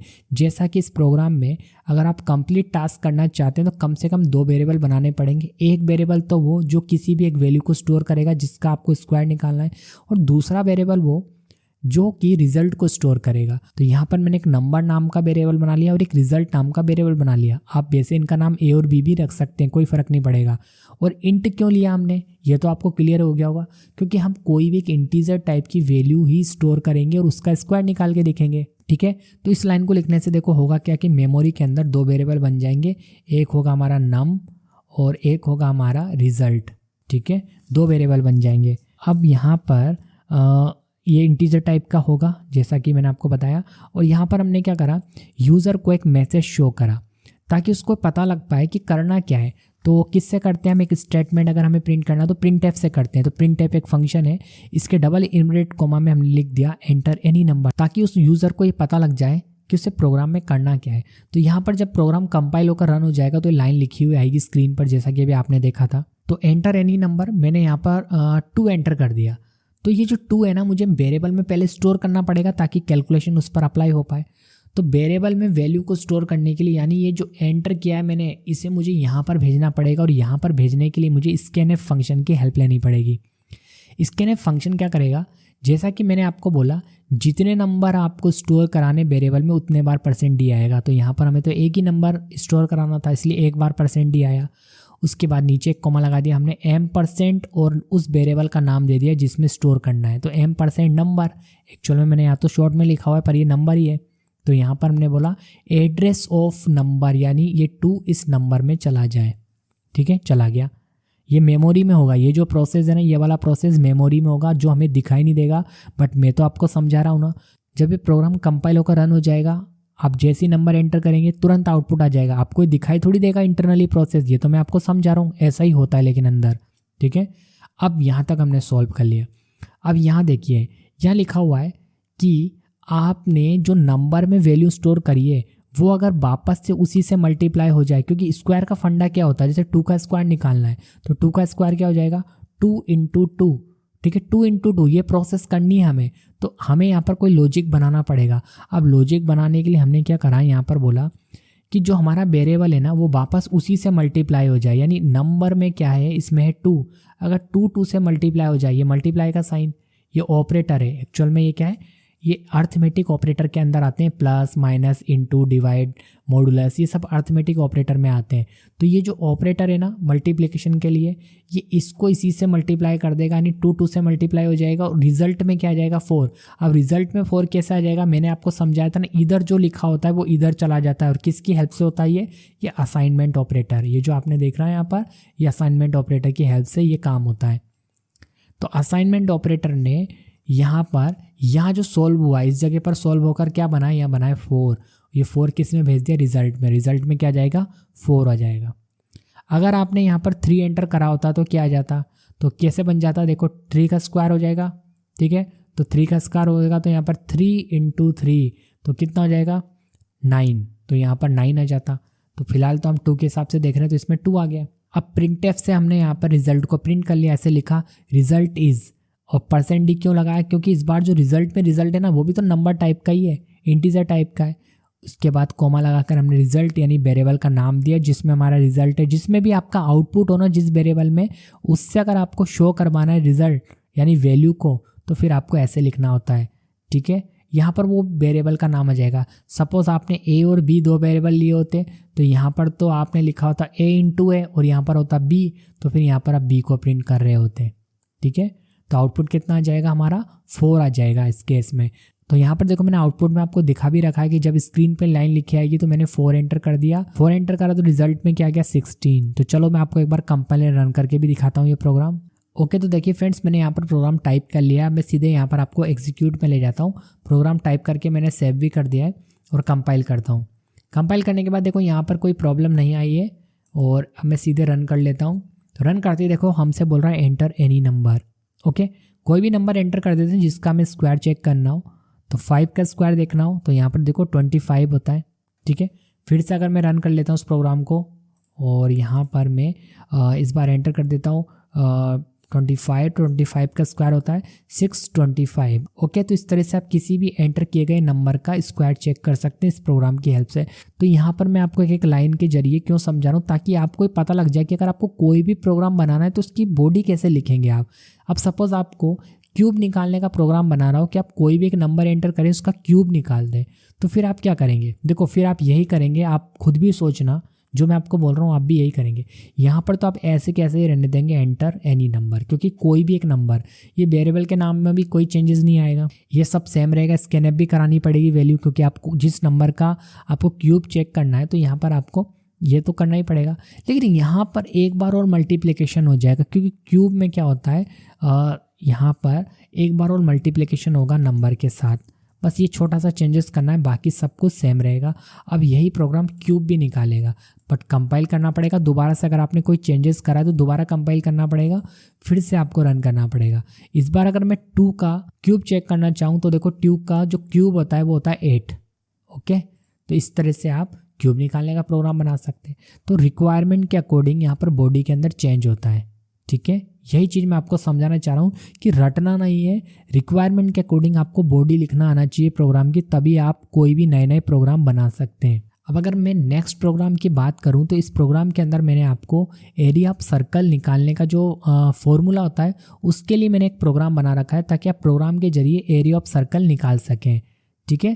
तो सबसे पहले तो मैं आपको फॉर्मूला बताना चाहूँगा। एरिया ऑफ सर्कल का फॉर्मूला क्या होता है, फॉर्मूला होता है फ्रेंड्स देखिए यहाँ पर πr², ये फॉर्मूला होता है। तो यह प्रोग्रामिंग लैंग्वेज के अंदर ये जो पाई की वैल्यू होती है ना, इसे आपको एक वेरिएबल में स्टोर कर लेना है। देखो यहाँ पर इस फॉर्मूले को आप कैसे लिखेंगे, प्रोग्रामिंग लैंग्वेज में अगर आपको लिखना है तो आप, ये तो मैथ्स की लैंग्वेज में हुआ, आपको प्रोग्राम में टाइप करना पड़ेगा, तो ये स्क्वायर कैसे टाइप करेंगे, ठीक है। उससे अच्छा कि आप क्या करें, इसको प्रोग्रामिंग लैंग्वेज में लिख लें। कैसे, 3.14 r। अगर आप इस फॉर्मूले में लिख लेते हैं, यहाँ पर कोई भी एक वेरिएबल बना लें, जैसे ci नाम का एक वेरिएबल बना लें, अगर आप ऐसे लिख दें तो ये आपका यही वाला फॉर्मूला बन गया ना। बस अंतर ये कि आपने इसे प्रोग्रामिंग की लैंग्वेज में लिख दिया। देखो पाई की वैल्यू 3.14 इंटू, यहाँ पर इंटू तो है ही, आर स्क्वायर अभी मैंने आपको निकालना सिखाया, तो r इंटू आर मतलब स्क्वायर हो गया। और ये जो कैलकुलेशन हुई है ये सॉल्व होकर एक खाली वेरिएबल में आप स्टोर कर लो और इसे प्रिंट कर लो, तो πr² कैलकुलेट करने के लिए आपने प्रोग्राम बना लिया, यानी एरिया ऑफ सर्किल कैलकुलेट करने के लिए प्रोग्राम बना लिया। तो सीधे हम आ जाते हैं हमारे मेन फंक्शन के अंदर, और इस बार हमने जो वेरिएबल बनाए वो फ्लोट टाइप के बनाए। और मैंने आपको बताया था ना कि फ्लोट टाइप के वेरिएबल कब बनाने, जब आपको लगता है कि आपके प्रोग्राम में पॉइंट से रिलेटेड, डेसिमल वैल्यू से रिलेटेड काम होने वाला है। तो देखो यहाँ पर काम होने वाला है ना पॉइंट से रिलेटेड, इसलिए यहाँ पर हमने फ्लोट टाइप के वेरिएबल बनाए। ठीक है, तो फ्लोट में हमने एक आर नाम का वेरिएबल बना लिया जो कि आर की वैल्यू को स्टोर करेगा। एक सी खाली वेरिएबल बना लिया जो कि रिजल्ट को स्टोर करेगा। एक पाई नाम का वेरिएबल बनाया और इसके अंदर हमने पहले ही वैल्यू को स्टोर कर दिया। तो अगर आप देखो कोई भी वेरिएबल बनाते हैं और उसके अंदर अगर आप पहले ही वैल्यू स्टोर कर देते हैं तो इसका मतलब हो जाता है कि आपने इनिशियलाइज कर दिया, यानी ए के अंदर टू स्टोर है। ठीक है, आप कोई भी वैल्यू पहले स्टोर भी कर सकते हैं। जब प्रोग्राम कंपाइल होगा तो उस वेरिएबल के अंदर वो वैल्यू पहले ही चली जाएगी जो आपने यहाँ पर डायरेक्ट लिख दी है। तो यहाँ पर हमने एक पी नाम का वेरिएबल बनाया, इसके अंदर हमने क्या बोल दिया कि जैसे प्रोग्राम कंपाइल हो तो एक पी नाम का वेरिएबल बने, एक पी नाम का वेरिएबल बनेगा। ठीक है, और इसके अंदर 3.14 जाकर पहले ही स्टोर हो जाएगा, और ऐसा करना कहलाता है इनिशियलाइजेशन। तो यहाँ पर पाई की वैल्यू हमने 3.14 यहाँ पर सेट कर दी क्योंकि हमें रिक्वायरमेंट थी। इसके बाद हमें रन टाइम पर कौन सी वैल्यू लेनी है जब प्रोग्राम रन हो जाए, केवल आर की वैल्यू। आर क्या है यहाँ पर, रेडियस। तो मैंने यहाँ पर लिख दिया जब प्रोग्राम कंपाइल होकर रन हो जाएगा तो यहाँ पर लिखा हुआ आएगा स्क्रीन पर एंटर रेडियस ऑफ सर्कल, क्योंकि आपको इस फॉर्मूले को सोल्व करने के लिए, अगर आपको थोड़ी भी मैथ्स आती है तो आपको मालूम होगा कि इस फॉर्मूले को सोल्व करने के लिए एक पाई की वैल्यू चाहिए जो कि 3.14 होती है। वो तो आपको पता थी, आपने लिख दी, फिक्स कर दी। लेकिन आर की वैल्यू तो हर बार नहीं हो सकती है ना। जिस भी आपको सर्कल का यहाँ पर एरिया निकालना है तो आर की वैल्यू तो बदल सकती है। तो आर की वैल्यू आपको रन टाइम पर यूज़र से लेनी पड़ेगी, इसलिए मैंने यहाँ पर enter radius of circle, R क्या है, रेडियस।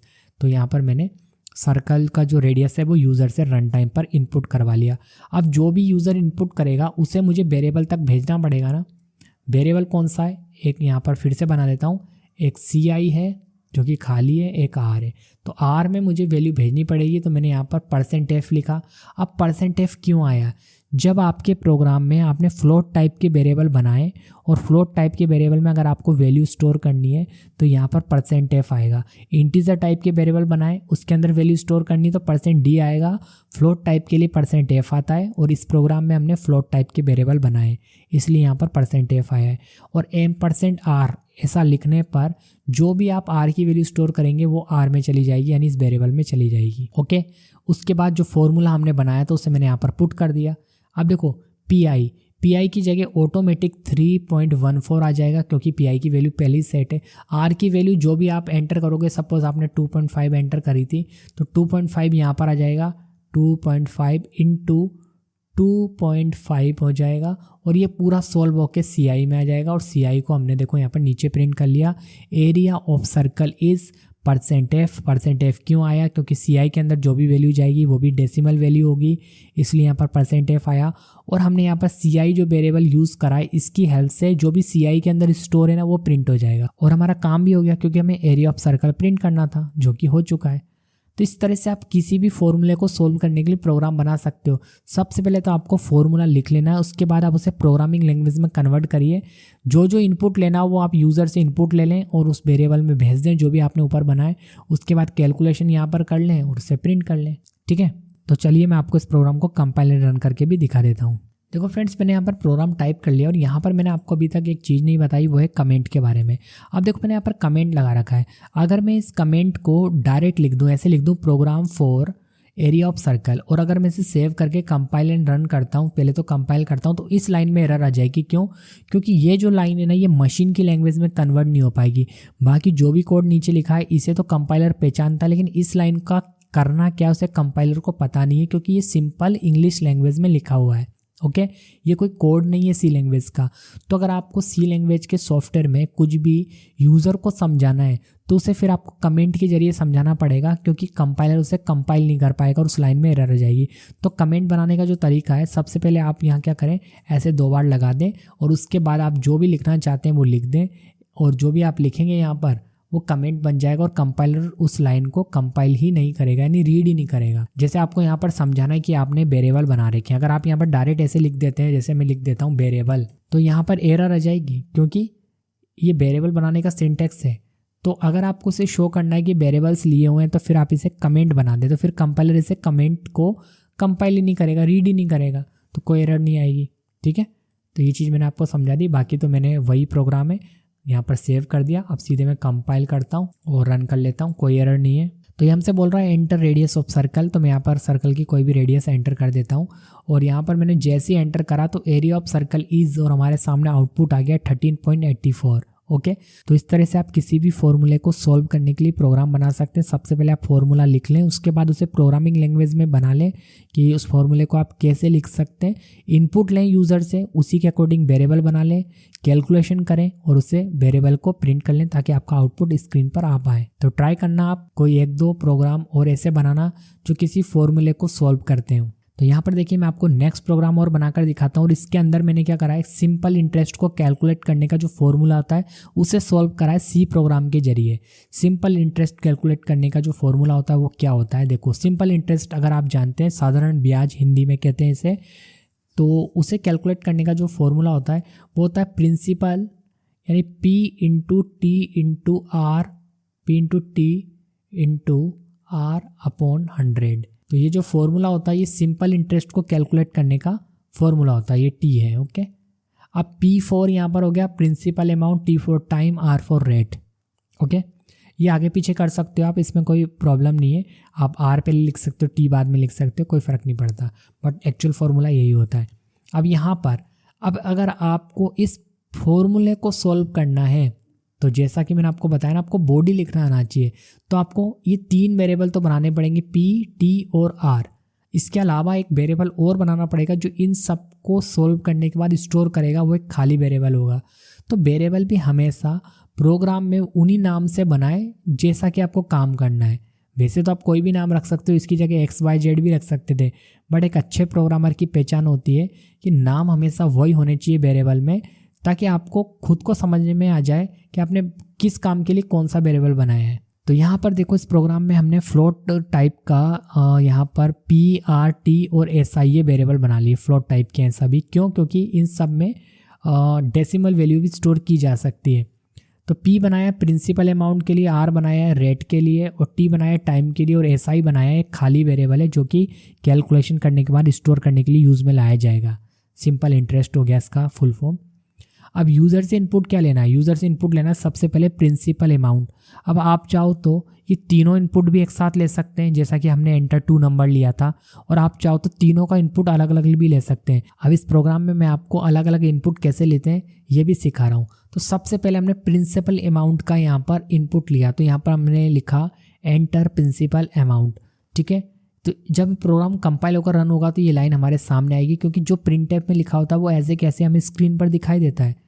अब ये लाइन तो आ गई, हमने कोई भी प्रिंसिपल अमाउंट जैसे कि हमने यहाँ पर 10,000 एंटर कर दिया। ठीक है, वेरिएबल कौन कौन से बने यहाँ पर वेरिएबल बने P, T और R, और एक वेरिएबल और है हमारे पास जो कि है SI सिंपल इंटरेस्ट। तो P में हमें 10,000 भेजना है, तो यहाँ पर हमें लिखना होगा इसके ने %f %p। अब एक साथ नहीं लिया है ना, इसलिए एक ही बार %f लगाकर हमने पहले P में भेज दिया। ध्यान से समझना, एक एक करके इनपुट ले रहे हैं। अभी तक मैंने आपको एक साथ एक ही लाइन में इनपुट लेके दिखाया था, वो भी कर सकते हो आप इस प्रोग्राम में। आपको ऐसे लिखना होगा enter principal amount time and rate, फिर आपको %f 3 बार लिखना पड़ेगा, %p %r %t, फिर ऐसे करना पड़ेगा। बट जब आप बड़ा प्रोग्राम बना रहे हैं, अच्छा प्रोग्राम बना रहे हैं, तो आप अलग अलग इनपुट लेना भी सीखिए। ठीक है, तो यहाँ पर हमने पहले प्रिंसिपल अमाउंट का इनपुट लिया और उसे P में भेज दिया। तो P में क्या आ जाएगा, मान लो हमने 10,000 एंटर करा था तो 10,000 आ जाएगा। फिर हमने यहाँ पर एंटर रेट, यहाँ पर हमने रेट लिखा, नहीं रेट ऑफ इंटरेस्ट। तो जो रेट ऑफ इंटरेस्ट है वो जो भी हम एंटर करेंगे, सपोज हमने 5 यहाँ पर 5% जो भी 5 हमने यहाँ पर रेट ऑफ इंटरेस्ट एंटर कर दिया, तो वो 5 हमें किस में भेजना है, यहाँ पर R के अंदर भेजना। तो R में क्या चला जाएगा, 5 चला जाएगा इस लाइन से। %f %r का मतलब क्या हो गया, R के एड्रेस पर वो वैल्यू डाल दो जो भी यहाँ पर एंटर की गई है। ऐसे हमने यहाँ पर टाइम का इनपुट ले लिया, तो एंटर टाइम से क्या होगा, जो भी हम टाइम एंटर करेंगे वो T में चला जाएगा, जो भी टाइम है ना वो T में चला जाएगा। अब हमारा होता है मेन फॉर्मूला, तो हमने यहाँ पर लिखा P × R अपॉन T। यहाँ पर अपन PTR भी लिख सकते हैं, P × T × R अपॉन 100 भी लिख सकते थे, कोई बात नहीं, ऐसे लिख दिया। तो P × R × T upon 100, formula तो वही है। ऐसे लिखने के बाद क्या होगा, जो भी PRT में आपने वैल्यू एंटर की गई होगी वो कैलकुलेट होकर 100 से डिवाइड हो जाएगी और जो भी रिजल्ट यहाँ पर बनेगा वो सिंपल इंटरेस्ट नाम के इस खाली वेरिएबल में जो हमने यहाँ पर लिया है इसके अंदर आ जाएगा। तो होगा क्या फ्रेंड्स, यहाँ पर जो भी PRT में जो भी वैल्यू है वो आपस में मल्टीप्लाई होगी, उसके बाद 100 से डिवाइड होकर जो भी रिजल्ट बनेगा वो SI नाम के इस वेरिएबल में जो भी हमने ऊपर बना रखा है उसके अंदर जाकर स्टोर हो जाएगा।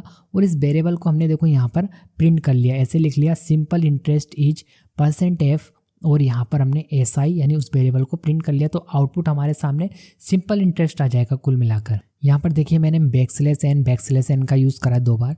बैकस्लैश n का यूज़ करते हैं हम नई लाइन से लेने के लिए।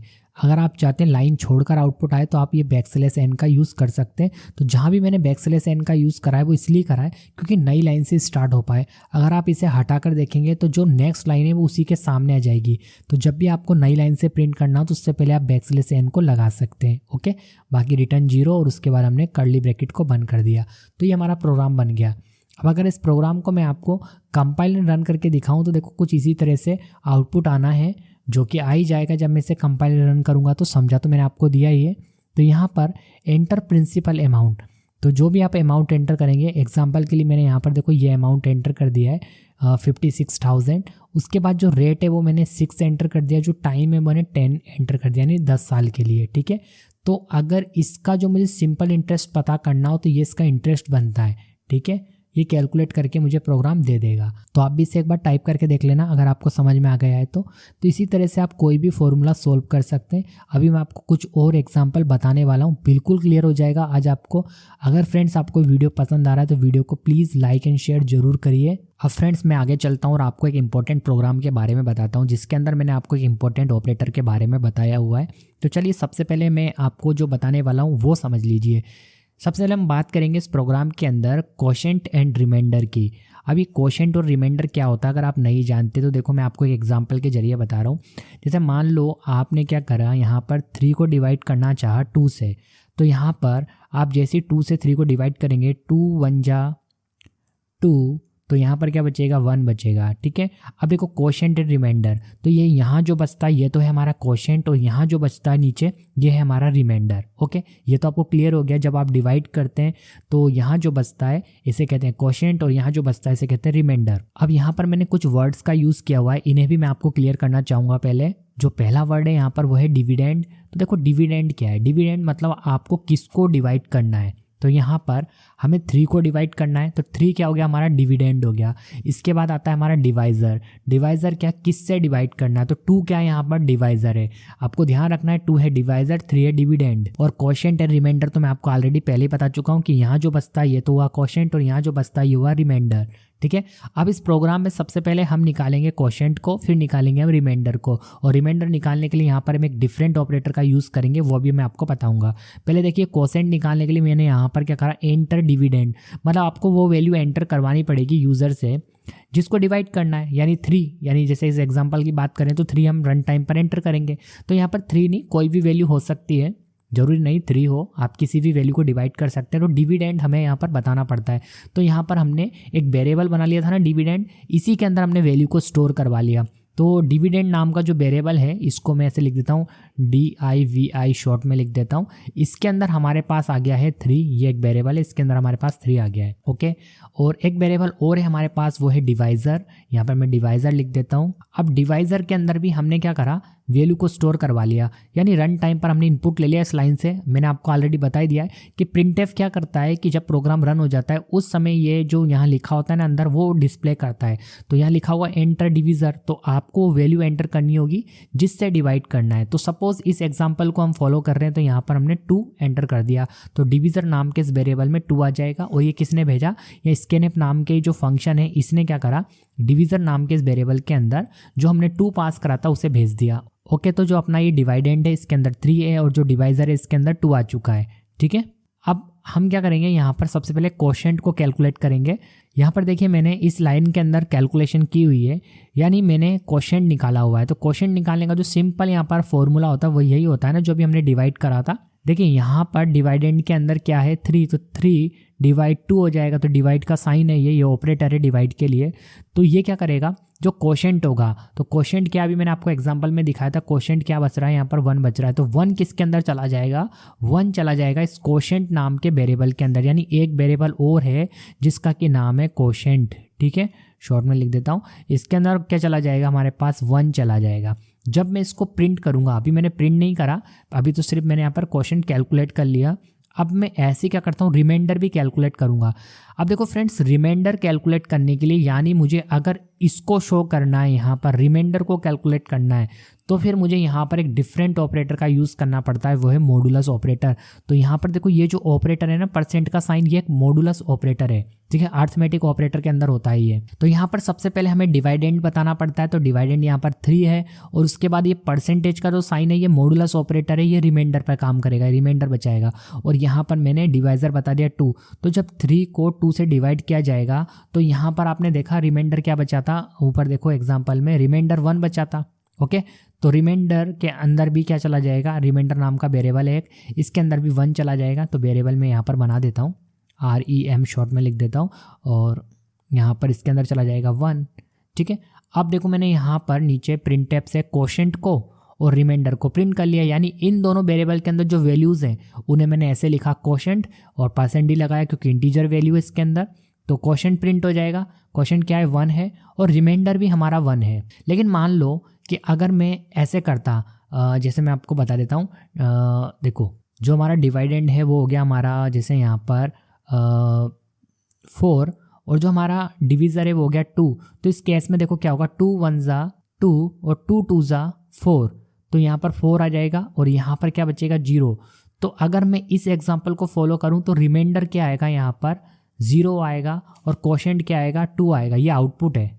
ठीक है, ये आउटपुट है। जब मैं यहाँ पर इस एग्जांपल की अगर मैं बात करूँ, और यहाँ पर मैं डिविडेंड 4 एंटर करूँ और डिवाइजर 2 एंटर करूँ, तो जो रिमाइंडर बचेगा वो 0 बचेगा। ओके, तो यहाँ पर 0 प्रिंट हो गया।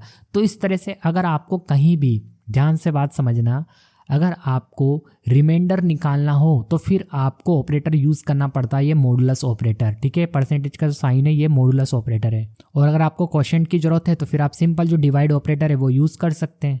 तो इस तरह से फ्रेंड्स, मैंने जो आपको ये प्रोग्राम बताया, इस प्रोग्राम के जरिए मैंने आपको समझाया कि कोशेंट और रिमाइंडर कैसे निकालते हैं, और यहाँ पर मुझे आपको ये मॉडुलस ऑपरेटर का यूज़ दिखाना था, इसलिए मैंने ये प्रोग्राम बनाया। तो चलिए आपको मैं एक बार रन करके भी दिखा देता हूँ। तो यहाँ पर देखिए मैंने जो प्रोग्राम है उसे टाइप कर लिया है देव C++ के अंदर। अब मैं इसे सीधे यहाँ पर एग्जीक्यूट में जाऊँगा और यहाँ पर इसे कंपाइल करूँगा। कंपाइल करने पर मुझे कोई एरर नहीं मिली है, तो मैं सीधे एग्जीक्यूट में जाकर यहाँ पर रन कर दूंगा। अब जैसे देखिए हमारा प्रोग्राम ये रन हुआ, तो यहाँ पर हमसे बोला जा रहा है कि एंटर डिविडेंड, यानी हमें वो वैल्यू एंटर करनी है जिसे डिवाइड करना है। तो यहाँ पर मैंने 3 एंटर कर दिया। अब हमसे डिविज़र मांगा जा रहा है, तो हमने यहाँ पर 2 एंटर कर दिया। तो देखो कोशेंट निकला 1 और रिमाइंडर निकला 1। अब अगर मैं दोबारा से इसे रन करता हूँ और एक नई वैल्यू एंटर करता हूँ इस बार, ताकि आपको और अच्छे से बात समझ में आ जाए।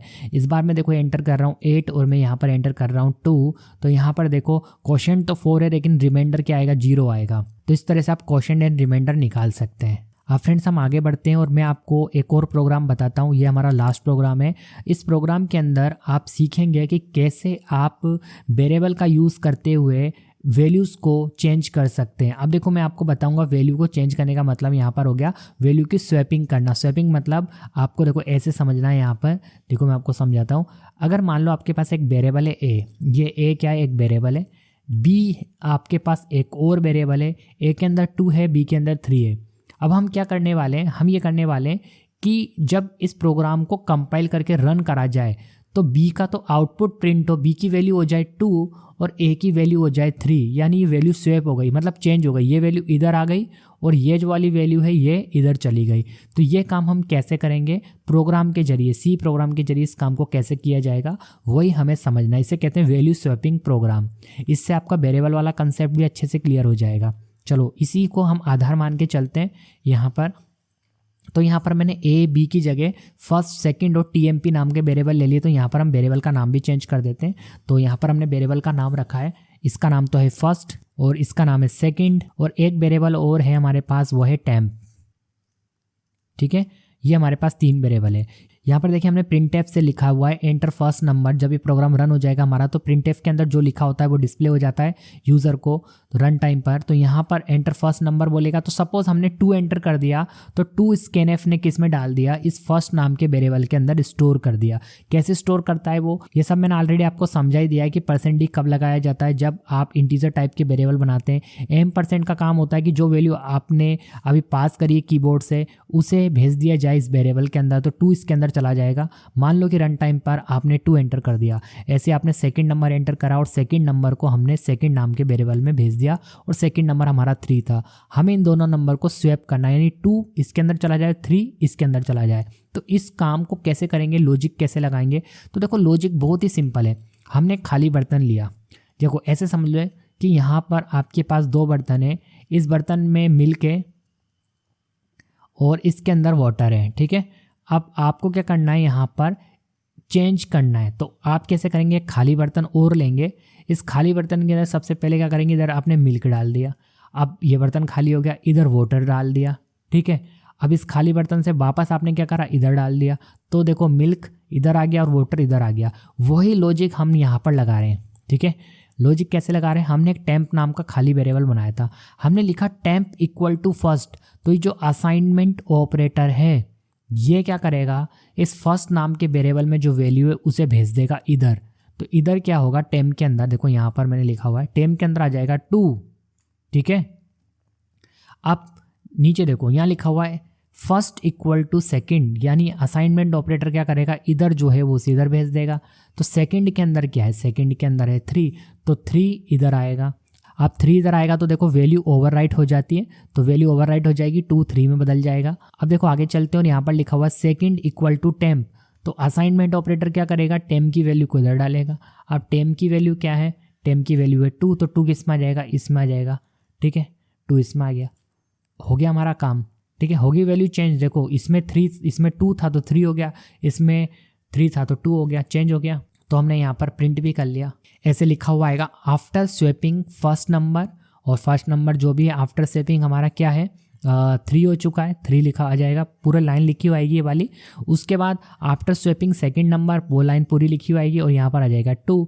तो वैल्यू स्वैपिंग कर ली हमने, ये लॉजिक लगाया, हमने वैल्यू को स्वैप कर लिया, ठीक है। वही खाली बर्तन वाला यहाँ पर हमने कंसेप्ट लगाया कि खाली बर्तन हमने ले लिया, बर्तन बोले तो यहाँ पर ये टेम्प नाम का वेरिएबल जो खाली है, ठीक है। तो हमने क्या करा, वही कंसेप्ट लगा दिया जो हम एक्चुअल में किचन में लगाते हैं जब हमें चेंज करना हो, ठीक है। तो यहाँ पर हमने वही कंसेप्ट लगाया है। अब देखिए फ्रेंड्स, अगर मैं आपको एक टास्क दूँ तो फिर आपको थोड़ा सा करने में प्रॉब्लम आएगी। टास्क क्या है, पहले आप ये समझो कि आपको तीसरा बर्तन लेना ही नहीं है, खाली बर्तन नहीं लेना। आपके पास एक बर्तन में मिल्क है और एक में वाटर है, ठीक है। आपको बिना तीसरा बर्तन लिए आपको क्या करना है, मिल्क को इसमें डालना है और वाटर को इसमें डालना है। एक्चुअल में किचन के अंदर तो ये पॉसिबल नहीं है, ठीक है, लेकिन प्रोग्रामिंग में पॉसिबल है। अब मैं देखिए प्रोग्रामिंग में आपको क्या कहना चाह रहा हूँ कि आपके पास ये 2 ही वेरिएबल हैं, फर्स्ट और सेकंड। आपके पास टेम्प नाम का तीसरा वेरिएबल नहीं है और आपको वैल्यू को चेंज करना है। यानी एक नया प्रोग्राम बनाने के लिए आपसे बोल रहा हूँ कि विदाउट यूजिंग थर्ड वेरिएबल आपको वैल्यू को स्वैप करना है। वैल्यू स्वैपिंग का प्रोग्राम बनाना है, लेकिन आपको तीसरा वेरिएबल नहीं लेना। थोड़ा सा वीडियो यहाँ पर पॉज करके सोचिए कि काम कैसे हो सकता है, ठीक है। अगर आपके माइंड में नहीं आ रहा तो देखो मैं आपको यहाँ पर एक लॉजिक बताता हूँ, उस लॉजिक का अगर आप यूज़ करेंगे तो हो जाएगा। यहाँ पर मैं लिख देता हूँ नीचे, हालांकि मैंने आगे उस प्रोग्राम को नहीं बनाया हुआ है। देखो प्रोग्राम तो ऐसे ही बनेगा, लेकिन आपको बिना तीसरा वेरिएबल लिए बनाना है। मान लो आपके पास 2 वेरिएबल है, एक ए है एक बी है, ठीक है। तीसरा वेरिएबल आपको नहीं लेना, ए के अंदर 2 है, बी के अंदर 3 है।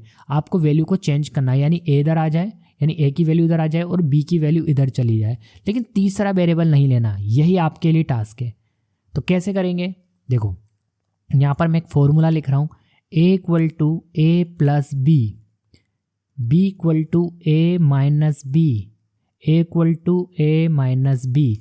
अगर आप इस फॉर्मूले को, सेमीकोलन लगा देता हूँ, अगर इस फॉर्मूले को आप इस जगह पर पुट कर दें, कहाँ पर, इस जगह पर, ये जो मैंने लिखा हुआ है ना, इस जगह पर वो पूरा लिख दें जो अभी मैंने आपको नीचे लिख के समझाया, तो आप बिना तीसरा वेरिएबल लिए वैल्यू को चेंज करने का प्रोग्राम यानी स्वैप करने का प्रोग्राम बना देंगे। बस आपको ये सब तो वैल्यू तो लेनी पड़ेगी, बस आपको ये टेम्प वाला वेरिएबल लेने की ज़रूरत नहीं है क्योंकि इसका कोई काम नहीं है, ठीक है। और क्या करना है, यहाँ पर आपको ये लिख देना है जो भी मैंने आपको ये नीचे लिख के समझाया। इसे एक बार स्क्रीनशॉट ले लो इसका, ठीक है। देखो मैं आपको सोल्व करके दिखाऊं इसको कि देखो बिना तीसरा वेरिएबल लिए वैल्यू चेंज हो जाएगी। देखो सोल्व करके दिखाता हूँ। यहाँ पर पहले लिखा हुआ है a equal to a plus B, तो a की वैल्यू कितनी 2 और b की वैल्यू कितनी 3, तो 2 + 3 कितना हो जाएगा 5, तो a की वैल्यू कितनी हो गई 5। यहाँ पर मैं मिटाकर 5 लिख देता हूँ, ठीक है। a की वैल्यू 5 हो गई, क्यों हो गई, क्योंकि a के सामने लिखा हुआ ना a प्लस बी, तो a प्लस बी मतलब 2 और 3, यहाँ पर 2 है यहाँ पर 3 है, कितना हो गया इसके अंदर 5 हो गया। मैंने यहाँ 5 लिख भी दिया। इस पे चलते हैं, अब इस पे आ जाते हैं, इस वाली लाइन पे। ये लाइन सॉल्व हो गई है, इस पे आते हैं।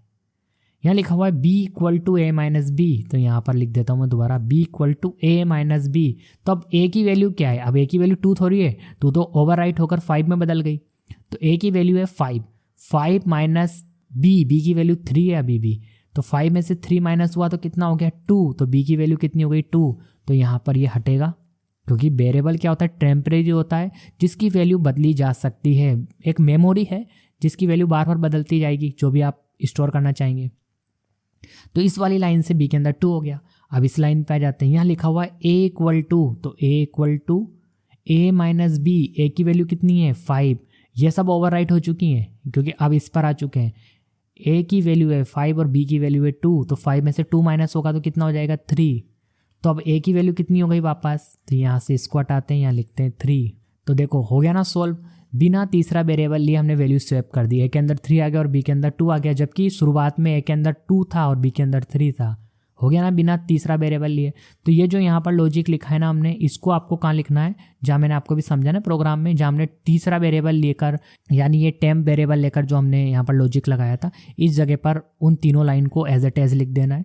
तो बिना तीसरा वेरिएबल लिए आप वैल्यू स्वैप करने का प्रोग्राम बना सकते हैं। देखिए फ्रेंड्स, जो अभी बिगनर्स होते हैं, जिन्होंने अभी नया नया सी प्रोग्रामिंग सीखना स्टार्ट करा है, उनको टेम्प वाला वेरिएबल लेकर तो वैल्यू स्वैप करना आता है, लेकिन उन्हें ये बिना तीसरा वेरिएबल लिए वैल्यू को स्वैप करने का प्रोग्राम नहीं आता। तो आप उनसे ये टास्क पूछ सकते हैं क्या वो कर सकता है। अगर वो नहीं कर सकता तो फिर आप उसे बता सकते हैं कि देखो ऐसे करते हैं, बिना तीसरा वेरिएबल लिए वैल्यू को स्वैप करके आप ऐसे बता सकते हैं। ओके, तो फ्रेंड्स ये थे कुछ बेसिक प्रोग्राम, और इन प्रोग्राम्स के जरिए आप अपनी सी प्रोग्रामिंग स्ट्रॉन्ग कर सकते हैं। मतलब अगर आपको शुरुआत में प्रोग्राम बनाना आ गए, आपको लॉजिक लगाना आ गया, तो आपका जो कॉन्फिडेंस है बिल्ड हो जाएगा। उसके बाद आप आगे जो प्रोग्राम्स हैं उन्हें ईजिली बना सकते हैं। आप देखिए सी प्रोग्रामिंग के अंदर बहुत सारे प्रोग्राम्स आप बना सकते हैं, लेकिन उनके लिए फिर आपको अदर चैप्टर पढ़ने पड़ेंगे, जैसे कंट्रोल फ्लो स्टेटमेंट हो गया या लूपिंग स्टेटमेंट हो गए। उसके बाद आपको फंक्शंस, एरे वगैरह, स्ट्रक्चर, यूनियन, इन सब के बारे में पता होना जरूरी है। तो देखिए फ्रेंड्स, मैंने क्या करा है, ऑलरेडी इन सभी टॉपिक के ऊपर वीडियो बना दिए हैं, जो भी अभी मैंने आपको बोले। तो अगर आप आगे बढ़ना चाहते हैं, आप सी लैंग्वेज कंप्लीट सीखना चाहते हैं, तो मेरे आप इन सभी वीडियोस को देख सकते हैं। इन पर जो मैंने प्लेलिस्ट बनाई है, इसका लिंक मैं आपको इस वीडियो के डिस्क्रिप्शन बॉक्स में दे दूंगा। तो आप इन वीडियोस को जरूर देखना ताकि आपकी सी लैंग्वेज अच्छी हो पाए। आई होप फ्रेंड आपको वीडियो पसंद आया हो। यदि फ्रेंड्स आपको वीडियो पसंद आया तो इसे अपने फ्रेंड्स के साथ जरूर शेयर करिए, ताकि उनकी भी हेल्प हो पाए, वो भी सी प्रोग्रामिंग में काम करना स्टार्ट कर पाए। मैं मिलता हूँ आपको नेक्स्ट वीडियो में। Thanks for watching.